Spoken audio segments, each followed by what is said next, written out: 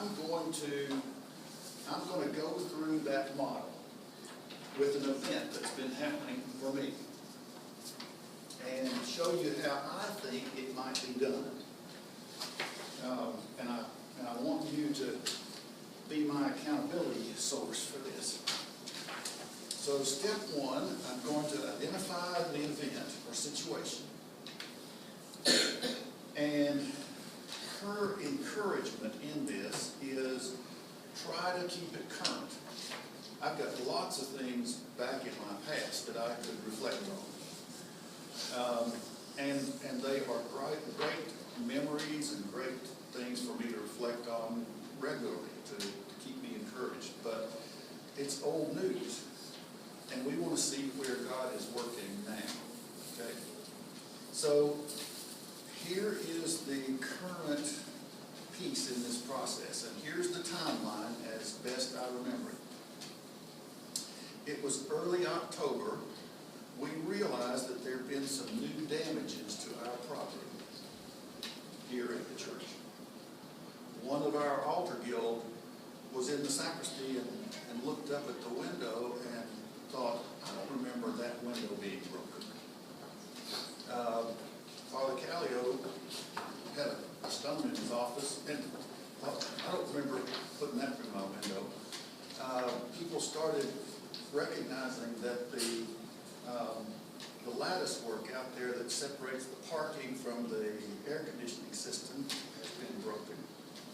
So those things were happening, and so in response we began to explore having security cameras installed.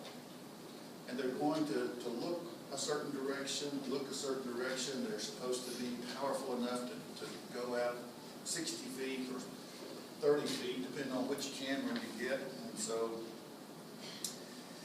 that was what was going on. And then later in October 27th, 28th, 29th, the clergy conference for the diocese was held. And I heard the story of a church in Minnesota who was in the area surrounded by hospitals and hurting people and that kind of thing, and they left their church open for people to come and pray. They got to the point, though, where people were coming and praying, and they were staying overnight, sleeping on the pews, and using the narthex for their bathroom, their restroom. So they thought, we've got to do something. We've got to close this place, although we don't want to. But then they thought a little more, and they thought, no, let's just build a restroom. So they built a restroom. The people continued to use the building and the restroom, and all was well. Cameron Ellis and I began talking about this time in October, and we had mentioned something about the damages and the cameras, and I said, oh, we know who's been doing this. All we need is proof. And Cameron asked, is their name so-and-so? And I said, I don't know their names. We know who it is. I don't know their names. So not long after that conversation, Cameron tells me that we have 2 new families for Thanksgiving and Christmas baskets, and the names come up again. Okay, that's step 1. Step 2, name and describe your feelings about the situation. She says all feelings are worth including. Asking ourselves what challenged us, what stimulated us, or disturbed us is another way of questioning our feelings. What disturbed you? What got you riled up? What got you excited? How we feel should be kept distinct from what we think and how we behave. And so here's some of the things that I know I felt. I felt angry that those kids had been mischievous again. And this time it's just getting worse. I felt helpless. because I've asked in numerous ways, how can we address this problem? And it just seems like there's no answer. I felt extra anger because we have to go to additional expense to install security cameras. I felt guilty because church members have asked me to do something about these kids and their destructive nature, and I've not been able to perform that task. I keep saying, I'm going to do something about it. I'm trying to think of what to do. At clergy conference, I feel a new excitement. Maybe there is something we can do, like building the restroom that would serve God's purpose. So I feel energized and I feel eager to tell someone and see if they can see a similar vision to what I'm seeing.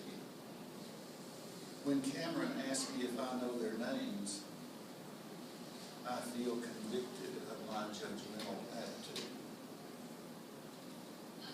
When I hear the new names for the baskets, I feel a new rush of energy and excitement.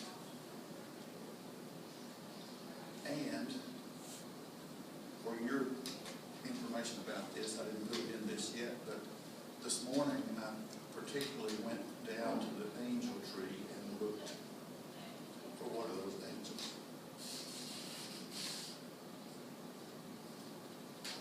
Step number 3, explore what you think about the situation and what dynamics are at play. To do that, be aware of any variety of factors from office politics to personality traits and history leading up to the event. Well, this has been a problem from the first day I came to St. Stephen's and for many years prior. We've called the police a numerous amount of times. We've even visited the parents and asked for their help. There are feelings much deeper than mine with folks who are just worn out with these individuals. So step 4 is connect with God and ask where God is present in your chosen situation. Begin by asking where God is at work, and then think about a biblical story or biblical text that has connection to the event. Y'all remember Matthew 19:14?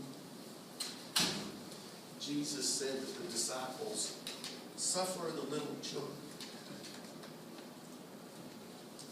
and forbid them not to come unto me, for of such is the kingdom of heaven." One of them is only 3 years old. What about Matthew 5:43 to 48? You've heard that it was said, love your neighbor and hate your enemy.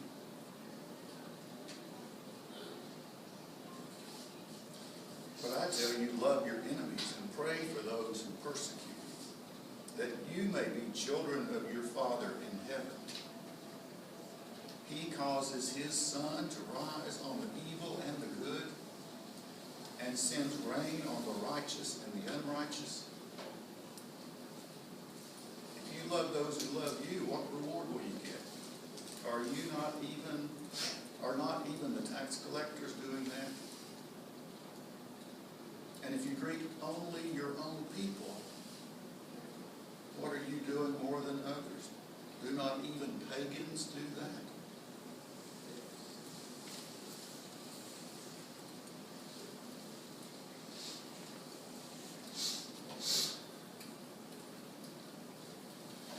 So I need to stop here for today. You get to see a bit of the pattern of this theological reflection. And what I'm inviting us to do is to do this again next week. And I'm going to process another event, or surely continue with this event for myself. And I'm giving you the outline of the steps to take so that you can process an event, a situation that's happening with you. and see where God is working in that situation.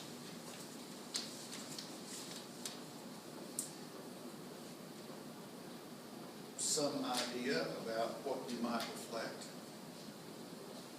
Many of us have chosen an angel from the angel tree. That might be where you look at what you choose, how you choose to fill those requests. We have all had the opportunity to be deciding about our pledge for 2014. It's another current situation. There may be many issues going on with you that I would have no way of knowing about, so it's a personal thing. But I encourage us to let this be a part of our observance of Advent.